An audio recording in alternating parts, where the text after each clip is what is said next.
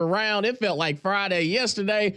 Welcome into Morning JOX, JOX 94.5. Damian Mitchell with John Saybear this morning. Conrad Van Order out for the next couple of days, having a little vacation out there. I guess he thought it was going to be warm. On this little exit that he took. But, man, it is let me just go ahead and tell you. I woke up this morning, and it's 34 degrees. And in your brain, when it's springtime in Alabama, it's, okay, do I need to run my heater today? Do I need to run my air conditioner? Or do I just need to let it, just keep it off? Just keep it off and just let the chips fall where they may. Because my brain is still kind of trying to thaw out a little bit this morning. And then you watch yesterday from March Madness. And this is why I make multiple brackets, because as soon as Louisville lost to Creighton, I was like, you know what? Here we go. But in one bracket, I was like, okay, we're good. This is why I make multiple brackets, because I don't like being wrong. Oh, okay. Wow. All right. Man, it's fun. It's a lot of fun. But, man, yesterday went about as well as you thought it could, because we got the balance of a few upsets, but none of the quote unquote upsets really surprised me, because when you look at McNeese, they were a team as the pretty much the numbers were going to tell you 12-5, somebody was going to fall. And we got that in pretty dramatic fashion, I would say, because of how the game started and then how it finished, at least at the score. And then when we look at the SEC, again, kind of, we started off with Texas in the first four that kind of let us down, and then Missouri as the 6th seed ends up falling to Drake. But I think a lot of people picked that upset as well. But we thought we were going to get one early on with the number 1 overall seed in the Auburn Tigers taking on the Alabama State Hornets. And Auburn ends up getting the victory, 83-63. But for a team that you beat by 20 points, it truly was, if you're an Auburn fan, you have to be frustrated of how your team started off, because you went through a phase where I think for about 7 minutes, Auburn only had like 2 points, and Alabama State just kept clawing. A lot of credit to a team in Alabama State, that was playing with house money. They were just like, hey, we're the 16 seed. We did have an opportunity to participate in this tournament. We got a first tournament victory in the first 4 in school history, and you knew the task was going to be tall. But for Auburn yesterday, it's something that I understand now, that the worry on the last couple games of the regular season, you started to see Janai Broome not really being as productive as he used to in the beginning of the season. It never really felt like he was taking games over, but a lot of the support from the rest of the team started to elevate. And you got that last night with Miles Kelly. Miles Kelly gives you 23 points. Janai Broome does give you a double-double in 14 and 11, but it never really felt like Auburn just took that game by the throat and said, hey, we're the number 1 seed. This is what we need to do. And they let Alabama State kind of play around in it. And again, we're saying that after a 20-point victory as well. The way they played was like how they played on the road against a conference team. Yes. Okay, your stars didn't really put forth a lot of the effort, or maybe not they didn't put forth the effort, but it looked like they didn't. And the production that you normally get for them, thankfully, you got elsewhere, which, okay, fine. It's almost like an early season road game, or even a non-conference road game where you would go to maybe not a lesser opponent, but someone that you can beat, but almost like the mindset they had after they played in Rupp Arena and clinched the regular SEC title and then kind of took the night off. Granted, yeah, that was A&M, I think. And so a very, very good team, but they played like, oh, we could take this one off. It doesn't really matter. The real tournament starts maybe in game 2, but definitely game 3, so it doesn't really matter. Well, they damn near FAFO'd because Alabama State came to play. And the good thing about it, and you would think that these players would have known, and I mean, they've synced it recently, 16s have beaten 1s. Yep. Not only in their lifetime, like some of them while they've been at Auburn, like you synced it. So it can happen. So you've got to take every single game seriously. And thankfully Auburn's talented enough to be able to win a game like that, but they play like that on Sunday on Saturday against Creighton. Andy Burcham will not be happy when he joins us on Tuesday, because that very well will probably be his last Auburn broadcast for the year. Yeah, and when you look at the numbers, Auburn, I don't know what happened at the free throw line, but Auburn went 18 for 32. That's 56% from the free throw line. Now, you out-rebounded Alabama State 46 to 36, and you caused 16 turnovers. But I think that for Auburn, this is kind of that wake-up call, because you saw what Houston did to SIUE, and that's what a number one seed. That's how you're supposed to play to start off the tournament. It's okay. Let's go ahead and remove all doubt. Let's get on. And like you said, even if they had the mindset of, all right, the real tournament starts in game 2, you at least have something you can go back and look at. It's like, hey, this is what we need to do. But I think for Alabama State, there were times where I was like, okay, if they hit a shot that they need, which is free throws as well, but it felt like they were living and dying from the 3-point shot. Like, they go 6 for 25 from 3. Auburn wasn't that much better. They shot 35 threes and only made 11. Sounds like modern basketball, but okay. I mean, it's not just those two teams. That's kind of everywhere, but yes. But they left so much change on the table. They just left so much because Auburn was continually giving them opportunities, but they couldn't take advantage of them as well, because it felt like every time that Auburn got a foul, they were going to the free throw line and they're missing both of them. And these are the moments that you have to take, especially as a 16 seed, where the odds are telling you that you're not supposed to win, but you had opportunities, especially in the first half. And I just think that for Auburn, you've got to get this corrected, because if you play like this, if you shoot the ball only 45% from the field, 31 from 3, and 56% from the free throw line, Creighton may run you out the gym. And what they were able to do to Louisville, I just think that when you look at Auburn, there has to be some worry. Like, I understand that it's okay. Hey, it's the first game of the tournament. It's all about surviving and advancing. No matter how it is, as long as you are living to fight the next game, that's all that matters. But you have to be a little concerned if you're an Auburn fan, just because of the performance as the number 1 overall seed. Like, the pressure's on you now for the rest of the way.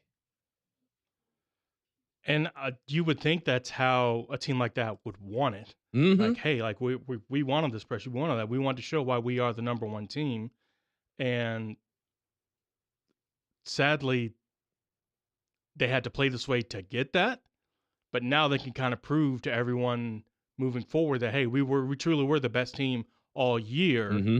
And if they needed this as motivation, hopefully they can use this as motivation, but they shouldn't have gotten to this point to need and get that motivation.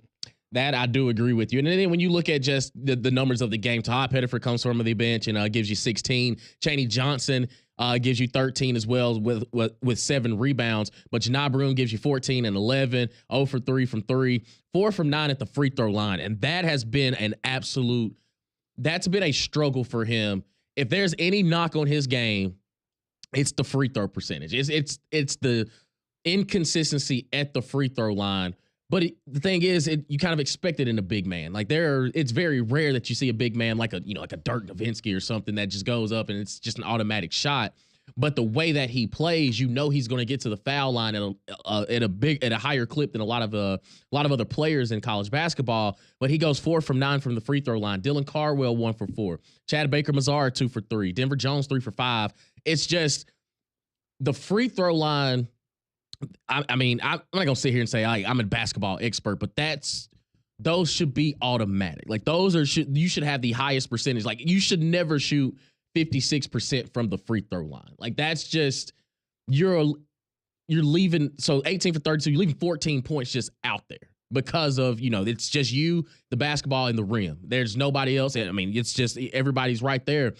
But I think that for Auburn, one, your superstar, Janai Broome, didn't have his quote-unquote best game, but everybody else started to step up because of Miles Kelly.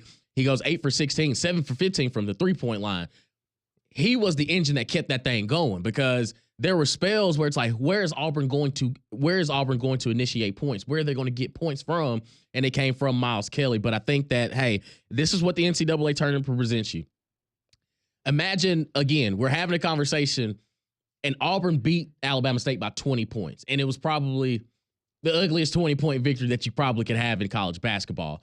But none of that matters, because you still get a chance to fight, and you have Creighton coming up on Saturday, and Creighton knocks off Louisville in the first game to start off the NCAA tournament, 89-75. But all together, just summing up the first day of the NCAA tournament, we want to know how your brackets are looking. 205-834-9450. Your text message, your calls, always welcome here on Morning JOX. Arkansas, the 10 seed, knocks off Kansas in it was probably the best game that you saw from beginning to end. And Arkansas needed a late defensive stop. And John L. Davis, a guy that we're familiar with here in the state of Alabama because he was at Florida Atlantic and, was not playing UAB last season. And then we got a full dose of him here in the SEC. But I think for John Calipari, you get Arkansas in, you knock off a blue blood in Kansas. You got to feel good. And also, that's the earliest Kansas has been knocked out since 2006. So a very historic first-round game for Arkansas. Now you got to welcome in St. John's, who in the first half against Omaha, it's like, okay, for a number 2 seed and everything that we've been hearing, like, okay, here we go. This should be entertaining. But they end up knocking off Omaha by 30 points, beating them 83-53. But McNeese knocking off Clemson. And Clemson had 13 points in the first half. And yet they only lost the game by 2 at 69-67 because, again, I was thinking for a period of time, if McNeese continues to play like this, one, Will Wade is showing that what few coaches have really done when they've accepted other jobs is not to just mail it in. Like, it's, hey, I'm already going to NC State. You kind of just, it is what it is. But they kept fighting. And I got to give a lot of credit to Clemson as well for continuing to claw back into that ball game. You ran out of time, but nonetheless, it was McNeese State as the 12 seed moving on in the NCAA tournament. You regret changing your pick late on that? It's a move that when you have paralysis by analysis, man. I kept hearing. I heard Jordan Cornette yesterday talk about Clemson. Aaron Torres is like, hey, think about Clemson. Like, hey. Okay, let me go back and see. Let me go back and see. Not only that, y'all said it yesterday on Morning JOX when you found out that Will Wade took the job. It's like, you know what? I got to switch that now because this is what happens every single time, which is why when I heard y'all say that, I was like, you know what? I'm going to keep my pick. I'm going to be the contrarian because everybody else now is going to ride on it. All right, it feels better. Yeah, so. It was meant to happen, man. Those 12-5 matchups, you knew it was going to happen. But in my brain, I was like, okay, Will Wade's accepted NC State.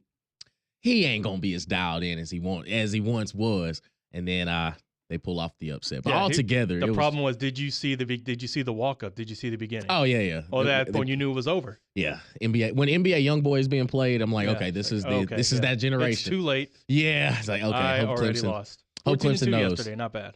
And how about Texas A&M? Yale was kind of like the sneaky little, they beat an SEC team last year. Well, they didn't do it this year because Texas A&M knocks off Yale 80-71. Michigan escapes by UC San Diego. If San Diego would have ran a better play out of the timeout that they had and got a better look, I would have loved to see that game go into overtime. I'll probably have to wake up and get the final score. But it was a good ball game. Michigan kind of playing with their food there in the second half with UC San Diego, making it a little bit closer than it needed to be. But nonetheless, how did your first round matchup start to look from the first day of the NCAA tournament? We want to hear from you. 205-834-9450. Keep it locked right here on the other side for Morning JOX and JOX 94.5.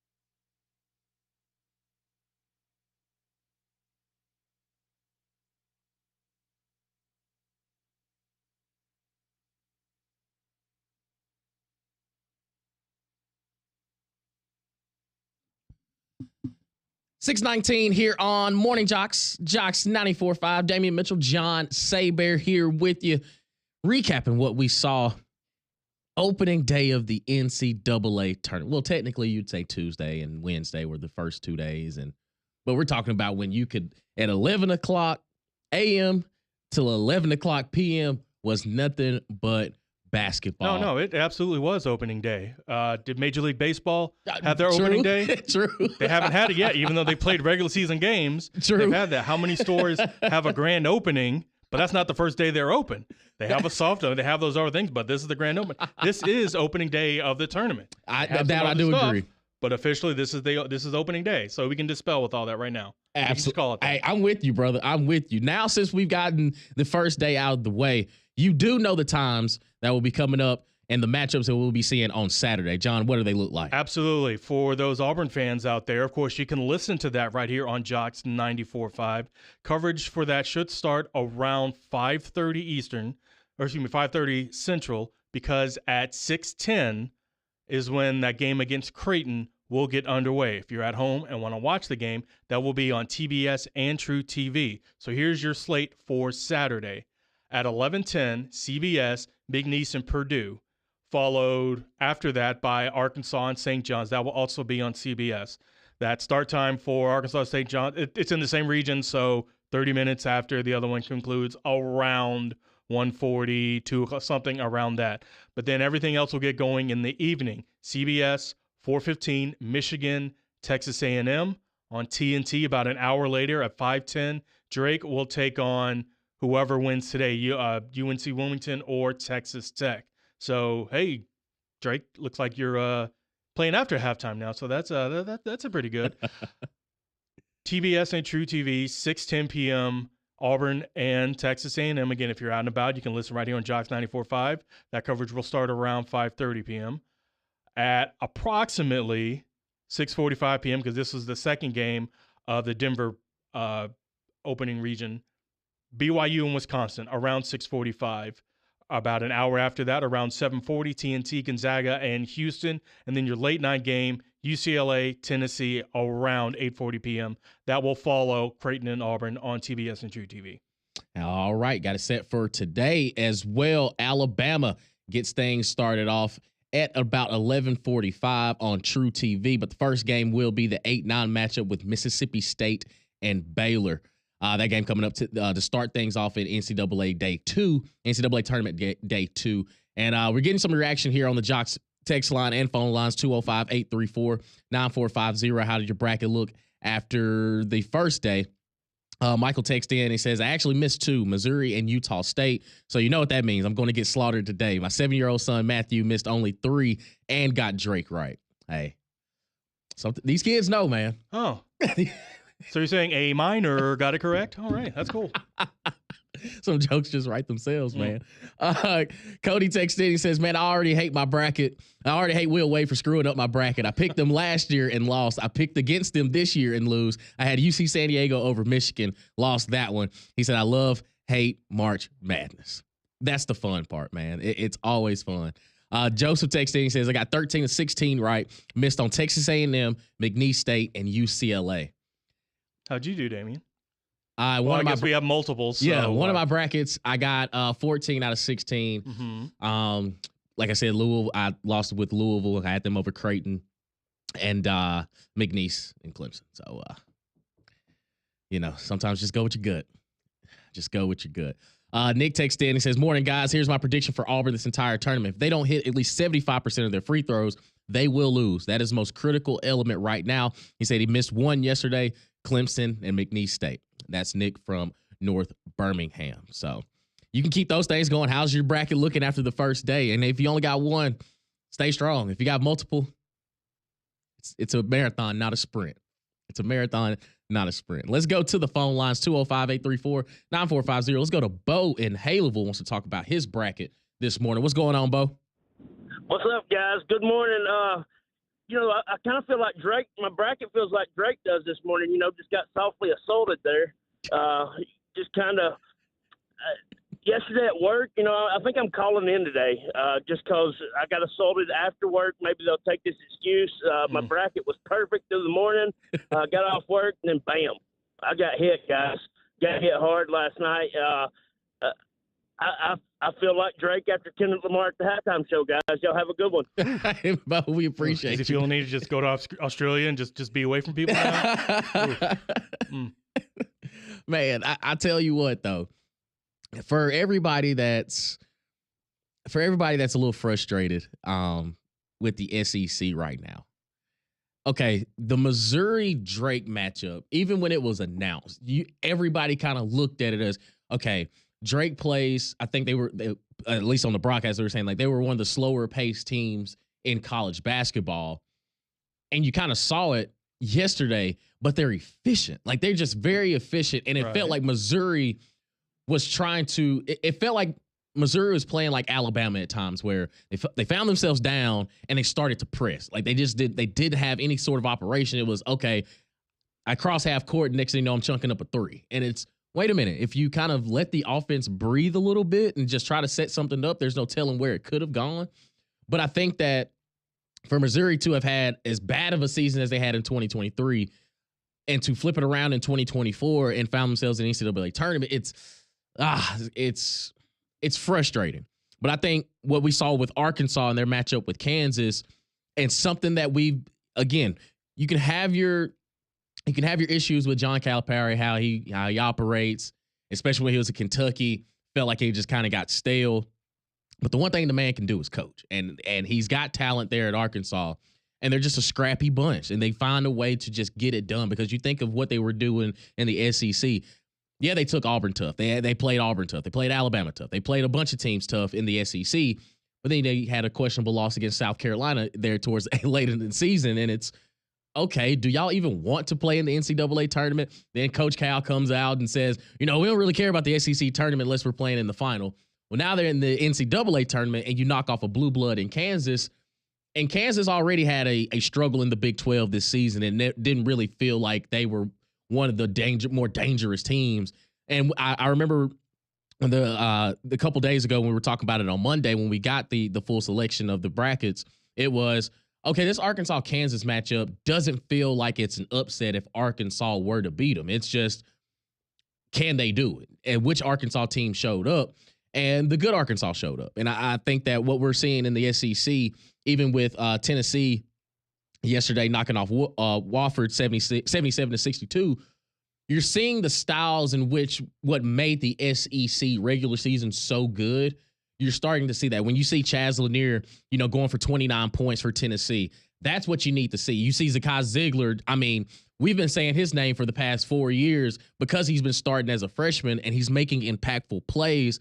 And I think this matchup with UCLA potentially could be one of those games. Like, all right, if UCLA pulls off the upset, you can see them getting the ball rolling after what they did to Utah State yesterday. I just think that collectively what we saw from day one from a lot of the higher seeds was exactly what we thought it was going to be, because I don't necessarily think that a lot of people were expecting. I don't think a lot of people were expecting like the big 15-2, 16-1 upsets, but you felt like, all right, Auburn with Alabama State, as long as you just go out and handle your business, you should beat them pretty convincingly. And you quote unquote really didn't handle your business, and you still won by 20. So there's like a silver lining between it all of, okay, you can throw out the numbers, you can kind of throw out the regular season stuff, because what happens in the tournament is what you kind of got with like the Drakes of the world of Missouri's. It's the matchups just don't look good in your favor. Like you can erase the seeding, and you would have watched the Drake and Missouri game of, okay, well, Drake, they look like the better basketball team from the jump. And with that, SEC went 4-2 yesterday. So everything that you're saying about, oh, look at the SEC being down and Drake, beat Missouri. Well, Arkansas then beat Kansas. So yeah, a 6 lost to an 11, but then a 10 upset a 7. So those upsets are right on the same level. And the other loss that the conference had yesterday was a 9 losing to an 8. Now, granted, Gonzaga looked phenomenal in doing it, but technically Georgia was supposed to lose that game. They were the lower seed. Exactly. Or they were the higher numbered seed. They should have lost that game. So in essence, the SEC did what they were supposed to. Okay, yeah, the Missouri that looks bad, but then we're not going to give credit to Arkansas for doing that. Right. And it could be worse. Looking at you, ACC. Man. The ACC, even in the NIT tournament, they were looking terrible. Duke really was the flagship program in the ACC all season long. And we had our reservations of just like, okay, the ACC just looks terrible. The funniest thing I see online is when someone takes the phrase ACC and Photoshop it, takes the C and brings it down to make it look like an S. And then, because that's how your conference is playing right now. 1,000%. And that Gonzaga Georgia game, I don't know what Georgia may have done for breakfast that morning, but that was just absolutely awful. When Gonzaga jumps out on you, 27-3, you're putting yourself behind the 8 ball, and Gonzaga just absolutely choked Georgia out, and there was no chance that they were going to be able to finish that one as the Gonzaga knocked off Georgia 89-68, and they set up their matchup with Houston on Saturday. Houston knocks off SIU Edwardsville 78-40. And Houston looked like a number one seed. It never felt like SIUE had a chance in the ball game, and they didn't. And I think that's why I was so confident about Houston.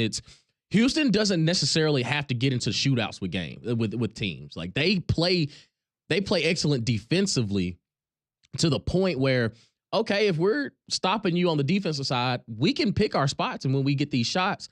And I think the tenacity that Kelvin Simpson coaches his team with, especially on the defensive side, they will always stay in ball games. So I think that they look like the most dangerous number one seed so far. I mean, no disrespect to Auburn. It's just the same issues we were having on the last week of the regular season. Like Auburn right now, you're 2-3 in the last 5 games. One came against an Ole Miss team who we'll see later on today when they take on North Carolina in the NCAA tournament. But you lost to a Texas A&M. You lost to Alabama. You end up losing to Tennessee in the SEC tournament. And it still doesn't feel like they've gotten that get-right game because you still had question marks about them after that win against Ole Miss in the SEC tournament. And you probably still have even more after knocking off Alabama State in just not the prettiest of fashions. But we'll listen, it's all about surviving and advancing, and Auburn advances. They take on Creighton. But if you play like you did against Alabama State, it could be absolutely dangerous with a Creighton team that was just they were hot and messed up a lot of people's brackets, mine included. 205-834-9450. We'll continue with your text message, your calls on the other side about March Madness. It's the March Madness Power Hour here on Morning JOX and JOX 94.5.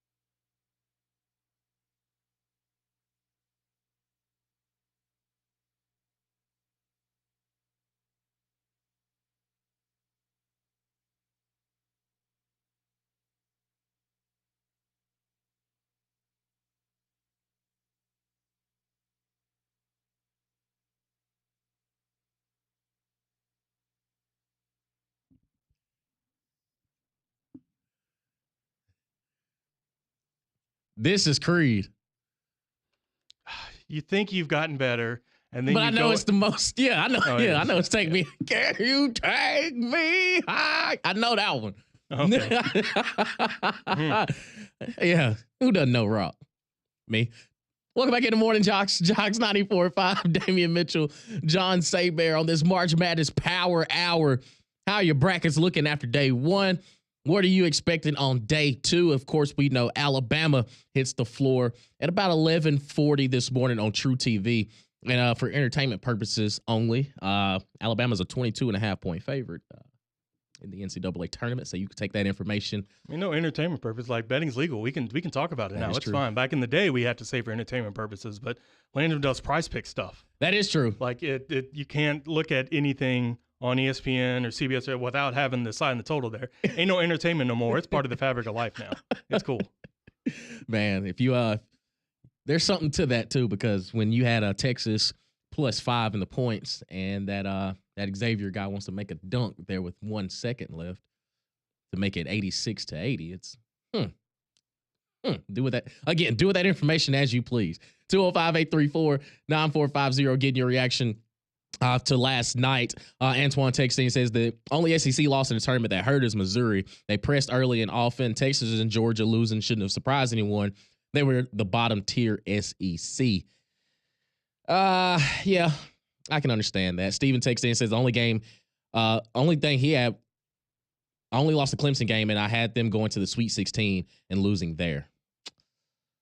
You're not alone in that one, brother. You're not alone. It happens, man. It happens. But that's the love-hate relationship we have with March Madness, but that's what makes it so fun. I did see that your girl Courtney Crone of all the ESPN folk, I think is the only quote or ESPN person that has a perfect bracket still. So, yeah. She knows ball. Mm-hmm. She knows ball. And there are a good number of people in the Jocks perfect bracket. Well, there's a good number of people that unfortunately won't win the $1 million because they are not perfect. But I think there were three Perfect. three perfect after the first one. So up to three can win. Are still eligible for the $1 million. Oh, man. Not including me. No.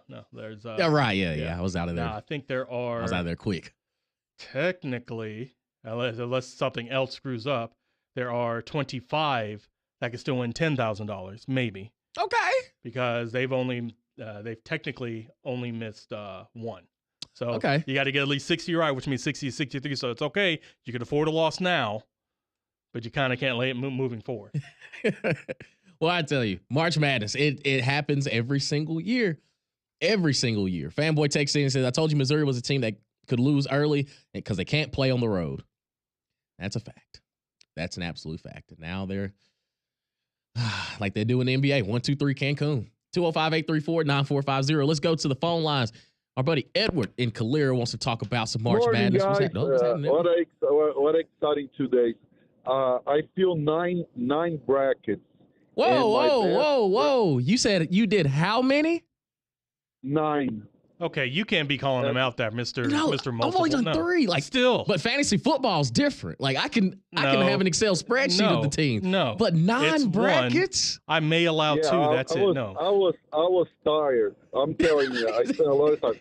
In one of my brackets, the best one, I missed one, and it was Texas. Man, and you did 9 brackets, Edward. Yeah, I mean, it was a lot. It was tiring. I mean, I just spent lots of time after work, before work, any break, and I was just so exhausted. But my head was hurting, and the different possibilities, who could win, all number 1s, all number 2s, number 3s, and different upsets. But do you have 9 different national championship winners? Yeah. Hey, the law of averages is gonna help you. I think in the long run, you will be excited one way or another. But you got 9 chances. Yeah, that's wild, man. Hey, we appreciate you, buddy. We appreciate your call. But now, I don't know if there's like a March Madness bracket hotline you could probably call because I feel like that's a stretch. 9 brackets. Didn't you fill out 7 one year? I don't think I got to 7. The most I can truly remember is maybe like 5. That's still, I mean, But that's still, not yeah, a far like- leap to 9. So, right, yeah. You can't be the one calling Like them out. an No. addict telling another addict they That's have a just- problem. yeah, Like, man, but 9 brackets, dog, that's wild. That's wild. See, what I do is, like, if I do that many, I will keep it very limited if, when some of these sites that just say, hey, you can go from Sweet 16 on, I'll probably do 1 or 2 at that point. Second chance? Okay. Yeah, the second chance brackets, I'll probably do like 1 or 2. I'm not going to do that many, but 9 brackets is insane. Like, that's truly insane. Let's go to Jeremy out in Texas, wants to talk some ball with us. What's happening this morning, Jeremy? What's going on, man? How are you guys this morning? Hey, no complaints, man. Happy Friday. Hey, listen, I decided a long time ago I'm not filling brackets out anymore because I lose on day one. So I just decided I'm just going to root for Alabama all the way and just hope that it's for the best, and that just keeps it easy for me. That's smart. Just watching good basketball, And Damien, I was also impressed. I told you I've been listening a while. This is kind of the first times I've been calling in, but I am impressed that you knew that was Creed coming back on there because I know they give you crap about every time you don't know a song or a group. So I appreciate it. I'm familiar with that song. Now, you asked me to name any other Creed song? Nah, dog, we're good. I think the bracket's going to be crazy this year. I think it's just, it's kind of any main game. That's what's great about March Madness. It's my favorite time of year. Baseball's in full swing, no pun intended. And then, you got the March Madness going on. And I know it's March Madness time, but my son played baseball all the way through high school, so I do want to give a little shout out to Alabama's baseball team, looking very good right now, and hope that trend continues. Oh, 1,000%, man. Jeremy, we appreciate you calling in out the way in Texas, man. Much love, brother. Hey, now we about to have some fun. Let's go to Poe in Birmingham. Hey, are we gonna have another Grant Nelson series like we saw last year, man? What's up, my guys? Conrad and Damian Mitch, what's happening? What's happening, big dog? Conrad's out, but I'll make sure I pass the information on to him.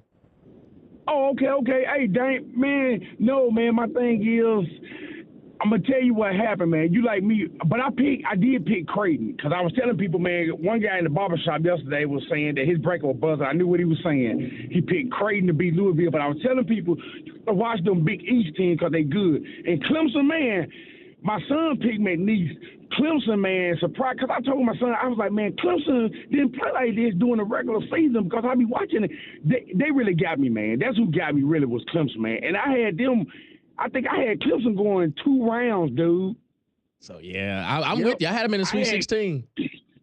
Because the way they played in the regular season, but then when I saw how they started off that game, I said, man, my bracket gone, dude. It was crazy, man. But yeah, and I had Drake beat Missouri initially because I just felt that about Missouri. But I had Drake beat Missouri, and I got Creighton out, man. Believe it or not, man, I got Creighton beating Auburn tomorrow, man. What? Yeah, I do, man. I do. Because I'm gonna tell you, 2 people that has burnt me during March Madness is Auburn, Tom Izzo, and Michigan State. Yeah. Man, Michigan State, every year, dude, they cannot for some reason, them cats can't get past the second round, man. So, yeah, man, I got Creighton. Creighton look good, man. But like I say, man, it's your boy Poe, man. I love you, Dang. Keep up the good work. You and Conrad, y'all doing good, man. And, hey, since my bracket bust, I want to see some more bust brackets. Hey, it's going to happen, brother. I promise you that. 205-834-9450. We'll continue with some more text messages, your calls on the other side. Keep it locked right here on JOX 94.5.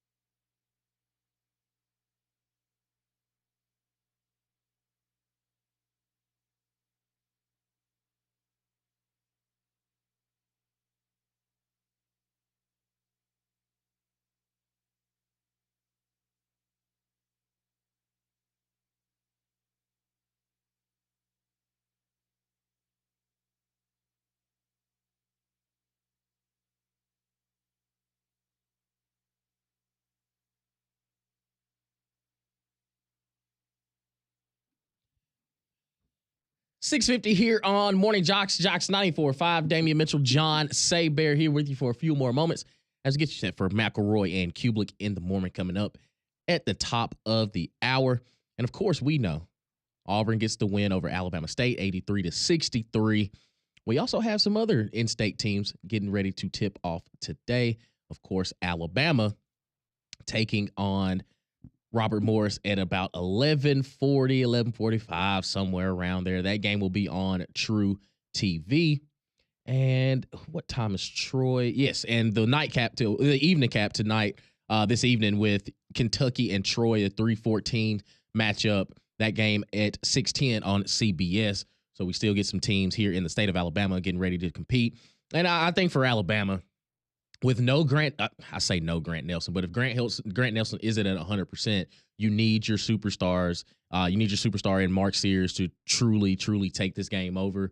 I think have some supporting cast. Like I think LeBaron Fallon as a freshman really starting to mold his game into what it needs to be. Of course, he's probably one of the guys we're looking at, and we'll be talking about in the NBA here shortly. But he has in the last couple games really stepped his game up. Chris Youngblood, now he's got to make some shots. He's got to be aggressive. I think Mo Diabate, now with Grant Nelson, maybe again not at 100%, he's going to be a big presence there in the post. So I think for Alabama, don't find yourself in a situation like Auburn yesterday where you're making it closer than it needs to be. And I'm excited to see what Alabama can do, and we'll get that game at about 11:45 this morning. Continue with your reaction, how your bracket's looking so far, 205-834-9450. Let's go to Robbie in Birmingham wants to talk with us before we get out of here. What's going on, Robbie? Hey, what's going on, bro, tonight? Absolutely, man. Awesome. Two things. One is, I don't know if y'all know this, but Scott Stapp, lead singer of Crady, back in the Crady song, I love it, man. When that came in, I just got jacked. But I heard a story one time in like early 2000s that he had been drinking. He was drunk on the streets and he was contemplating suicide and ran into a dude and had a conversation with, and the guy talked him out of doing that. And he had an Alabama hat on. And since then, he's been a huge Bama fan. So It's a kind of an interesting story there. And you'll see pictures with Scott Stapp on wherever, Hollywood, wherever, and he'll have like a Bama hat on or something. But cool story. But then secondly, my Final Four, get your thoughts.